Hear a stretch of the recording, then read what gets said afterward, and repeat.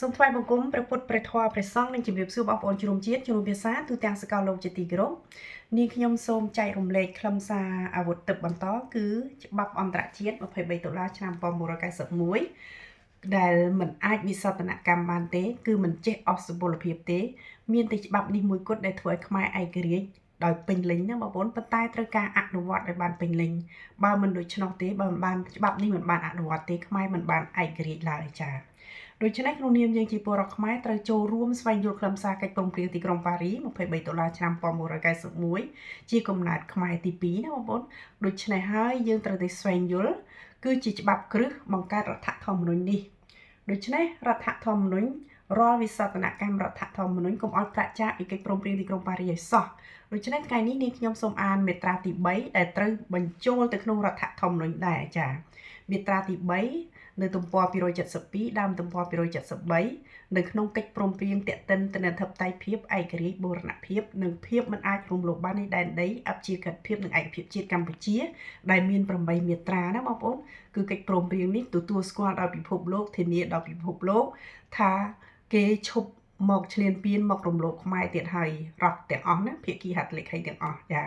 ហើយតួនាទីរដ្ឋាភិបាលខ្មែរមួយត្រូវការពារបូរណភាពទឹកដី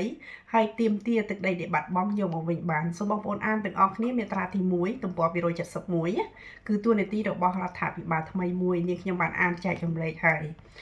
ត្រូវបញ្ចូលទៅក្នុងរដ្ឋធម្មនុញ្ញដែរចា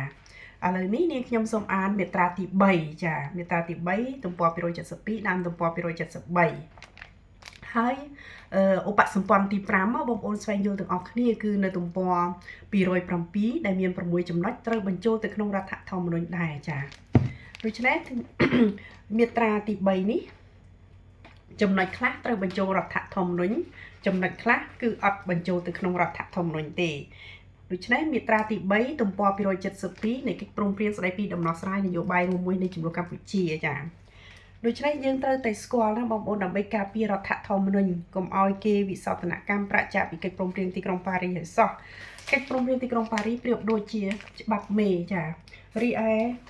រដ្ឋធម្មនុញ្ញប្រៀបដូចជាច្បាប់កូនណាបងប្អូនគឺជាច្បាប់កម្ពុជារបស់ជាតិយើងសម្រាប់បង្កើតច្បាប់តូចៗទៀតឲ្យស្របតាមរដ្ឋធម្មនុញ្ញចាដូច្នេះរដ្ឋធម្មនុញ្ញនេះគឺកើតចេញពីកិច្ចព្រមព្រៀងទីក្រុងប៉ារីសដឹកនាំនយោបាយខ្មែរតាមបែបប្រជាធិបតេយ្យសេរីភ្លុបៈចា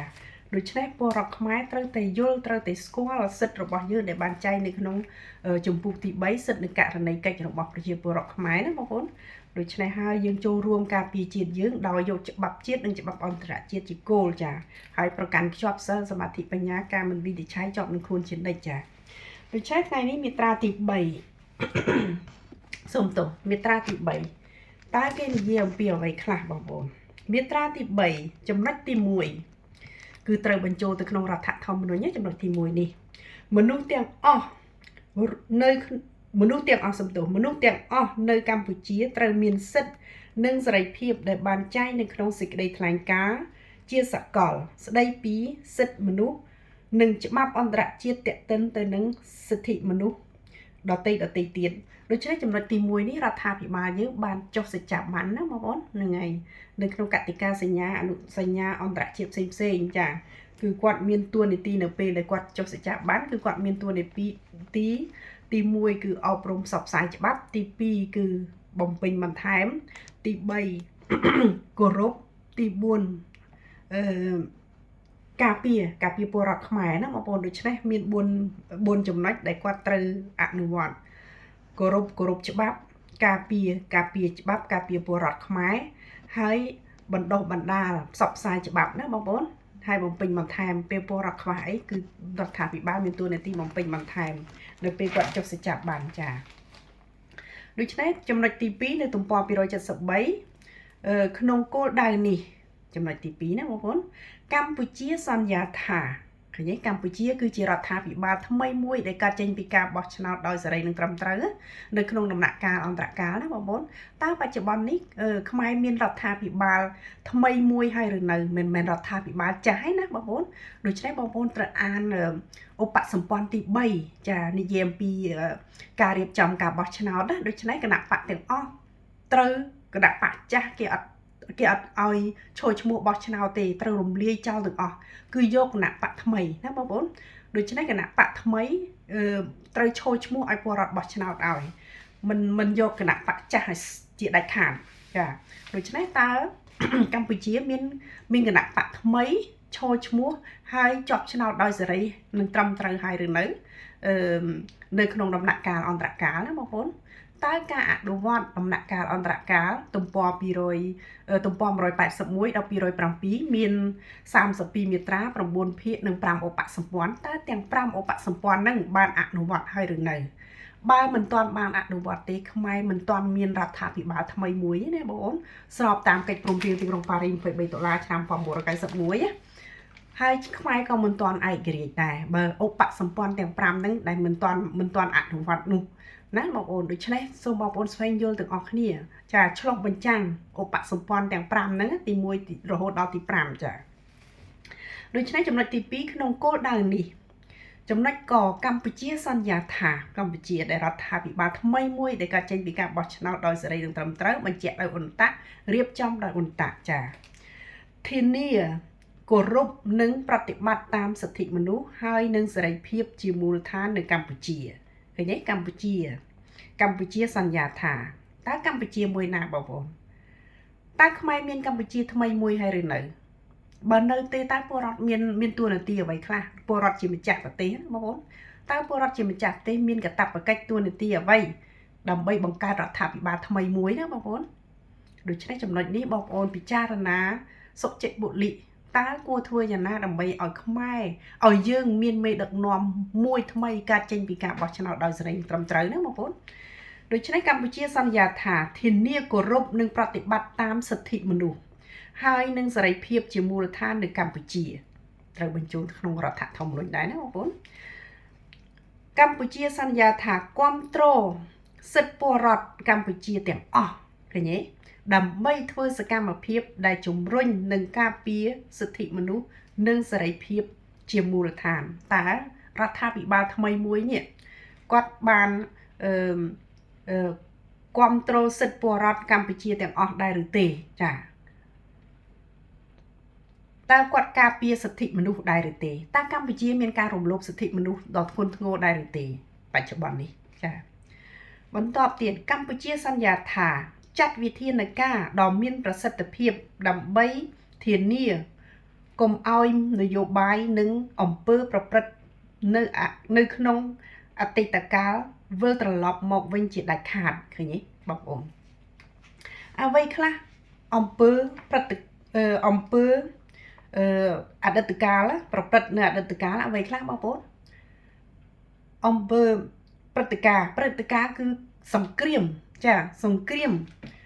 មចំនួនភូមិសាស្ត្រនយោបាយសង្គ្រាមឈ្លានពានតើសប្តាហ៍ថ្ងៃនេះមានកម្ពុជារងគ្រោះនឹងសង្គ្រាមអ្វីគឺសង្គ្រាមឈ្លានពានពីសៀមណាបងប្អូនដូច្នេះតើរដ្ឋាភិបាលយើងចាត់វិធានការដ៏ប្រសិទ្ធភាពដើម្បីការពារសង្គ្រាមឈ្លានពាននេះដែរឬទេពីសៀមពីប្រទេសថៃមកលើកម្ពុជានេះណាបងប្អូនចាដូច្នេះព្រឹត្តិការណ៍សង្គ្រាមចំនួនភូមិសាស្ត្រនយោបាយគឺកម្ពុជាស្ថិតនៅទីតាំងចំនួនភូមិសាស្ត្រនយោបាយចាដូច្នេះទាំងប្លុកសេរីទាំងប្លុកកុម្មុយនីសចង់បាននយោបាយចង់បានសេដ្ឋកិច្ចចង់បានវប្បធម៌ចង់បានយោធាចង់បានទឹកដីខ្មែរដើម្បីពង្រីកឥទ្ធិពលគេរបស់គេនៅក្នុងតំបន់ឥណ្ឌូចិនតំបន់អាស៊ានតំបន់អន្តរជាតិចាកម្ពុជាខុសពីប្រទេសដទៃទៀតមិនដូចប្រទេសដទៃទេណាបងប្អូនដូច្នេះហើយត្រូវការពលរដ្ឋខ្មែរខ្លាំងចូលរួមការពារទាំងអស់គ្នាទាំងមេដឹកនាំខ្លាំងដែរចាគិតពីប្រយោជន៍ជាតិចាដូច្នេះហើយកម្ពុជាមិនដូចប្រទេសដទៃឡើយត្រូវការពលរដ្ឋខ្មែរធ្វើជាម្ចាស់ប្រទេសតាមដាននៅជាមួយមេដឹកនាំនៅជាមួយមន្ត្រីចាមន្ត្រីតាមដានមន្ត្រីនៅចិត្តមន្ត្រីជានិច្ចចាដោយយកច្បាប់ជាតិនិងច្បាប់អន្តរជាតិជាគោលចាដូច្នេះកម្ពុជាសន្យាថាចាត់វិធានការដ៏មានប្រសិទ្ធភាពដើម្បីធានាកុំឲ្យនយោបាយគឺនយោបាយដែលមានរបបផ្ដាច់ការកុម្មុយនីសសក្តិភូមិអាយ៉ងបរទេសឃើញទេនិងអំពើប្រព្រឹត្តនៅក្នុងអតីតកាលវិលត្រឡប់មកវិញជាដាច់ខាតអំពើបានន័យថាសង្គ្រាមតែគ្រប់ប្រភេទណាបងប្អូនសង្គ្រាមភូមិសាស្ត្រនយោបាយព្រឹត្តិការណ៍ ngày bị đứt cá phùm sạch nhiều bài sòng kiềm chiêm piên sòng kiềmประหลายปุษะสงครามอกรัตกรรมประชาชนมนุษย์ជាតិហើយសង្គ្រាមរងើកភ្លើងលោកលើកទី3ចាដែលមានមហាអំណាចទាំង5ដែលមានចិនរុស្ស៊ីបារាំងសហរដ្ឋអាមេរិកចក្រភពអង់គ្លេសអៀកឡង់ខាងជើងចូលរួមនៅពេលហ្នឹងរងើកភ្លើងសង្គ្រាមលោកលើកទី3នឹងចាប់ផ្ដើមនៅឆ្នាំ1979គឺមហាអំណាចទាំង5ហ្នឹងណាបងប្អូនក្រុមប្រឹក្សាសន្តិសុខអចិន្ត្រៃយ៍ទាំង5ហ្នឹងគឺបានចូលរួមដោយប្រយោលឬដោយផ្ទាល់ដូច្នេះរងើកភ្លើងសង្គ្រាមលោកលើកទី3បានចាប់ដើមហើយចាចាប់ដើមហើយដូច្នេះហើយបានបង្កើតកិច្ចព្រមព្រៀងនេះដើម្បីបញ្ចប់រងើកភ្លើងលោកលើកទី3សង្គ្រាមរងើកភ្លើងលោកលើកទី3ចាតើរដ្ឋាភិបាលថ្មីយើងតើរដ្ឋាភិបាលថ្មីមួយដែលកើតចេញពីការបោះឆ្នោតហ្នឹងយើងមានហើយឬនៅហើយរដ្ឋាភិបាលហ្នឹងគោរពតួនាទីកាតព្វកិច្ចរបស់គាត់ដែរឬទេបងប្អូនដើម្បីទប់ស្កាត់កុំឲ្យមានរបបនយោបាយអតីតកាលនឹងព្រឹត្តិការណ៍គឺសង្គ្រាមគ្រប់ប្រភេទណាបងប្អូនដែលកើតឡើងពីអតីតកាលកុំឲ្យត្រឡប់មកវិញតើរដ្ឋាភិបាលយើងបានគិតគូរអំពីចំណុចនេះដែរឬទេបងប្អូនចាសូមពិចារណាទាំងអស់គ្នាចាបន្តទៅទៀតកម្ពុជាសន្យាថាចូលរួមក្នុងកិច្ចព្រមព្រៀងអន្តរជាតិស្ដីពីសិទ្ធិមនុស្សដែលតេតិនចាដូច្នេះចំណុចនេះគឺកម្ពុជាចុះសច្ចាប័នយកនៅក្នុងអនុសញ្ញាឬកតិកាសញ្ញាទាំងឡាយដើម្បីយកមកគឺច្បាប់អង្គការសហជីវជាតិណាបងប្អូនហ្នឹងហើយគឺដែលច្បាប់តូចកើតចេញពីធម្មនុញ្ញអង្គការសហជីវជាតិគឺត្រូវតែយកមកអនុវត្តចាមកគោរពហើយអនុវត្តចាបន្តមកទៀតចំណុចខភាគីឯទៀតបានន័យថាភាគីទាំងអស់ដែលបានចុះហត្ថលេខានៅក្នុងកិច្ចព្រមព្រៀងទីក្រុងប៉ារីសណាបងប្អូនភាគីឯទៀតដែលចូលរួមក្នុងកិច្ចព្រមព្រៀងនេះសន្យាបង្កើននិងលើកទឹកចិត្តដល់ការគោរពនិងអនុវត្តតាមសិទ្ធិមនុស្សឃើញទេតាមសិទ្ធិមនុស្សគឺគេតម្រូវឲ្យកម្ពុជាដឹកនាំតាមបែបប្រជាធិបតេយ្យសេរីភូប៉ាណាបងប្អូនបើដឹកនាំផ្ដាច់ការអត់មានទេការគោរពសិទ្ធិមនុស្សនោះលុះត្រាតែដឹកនាំនយោបាយលុះត្រាតែនយោបាយខ្មែរគឺនយោបាយដឹកនាំតាមបែបប្រជាធិបតេយ្យសេរីភូប៉ាព្រមមានការគោរពសិទ្ធិមនុស្សនៅក្នុងហ្នឹងណាបើយើងដឹកនាំតាមបែបផ្ដាច់ការកុម្មុយនីសសក្តិភូមិអាយ៉ងបរទេសគឺគ្មានទេការគោរពសិទ្ធិមនុស្សចាដូច្នេះហើយភាគីហត្ថលេខីទាំងអស់បាន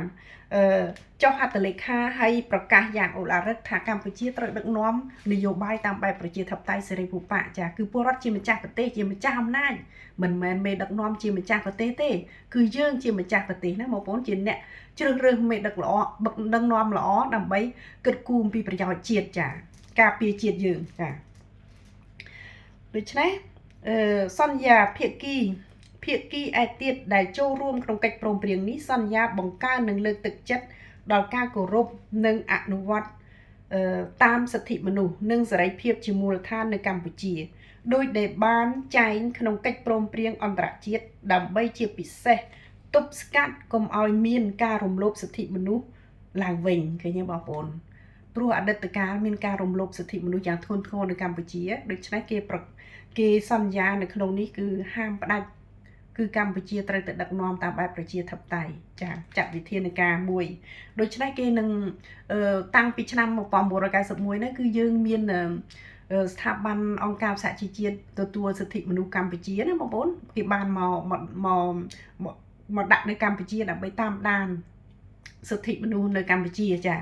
ដូច្នេះចំណុចទី3នេះគេនឹងបង្កើតនេះចំណុចទី3គណៈកម្មការអំពីសិទ្ធិមនុស្សរបស់អង្គការសហជីវជាតិណាបងប្អូននេះ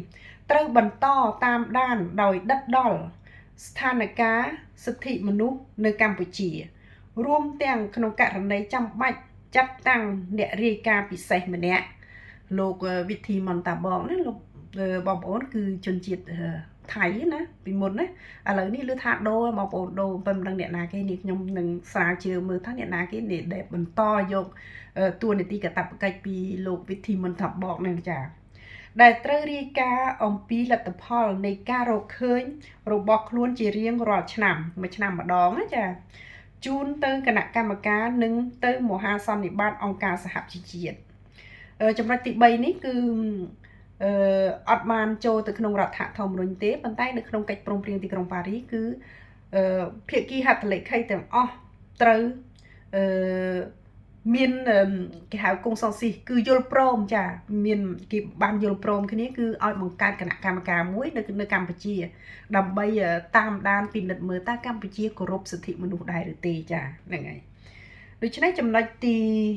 tì muối hay có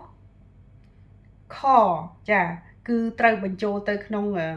rạch thạc thông nồi cha đối với này việc kia hạt lệ khay tiếng ớt son nha tha Campuchia trâu tại đặng nom này dụ bài tạm bàiប្រជាthập tại sài gòn bạn nào mà bốn đối với này dương trâu tại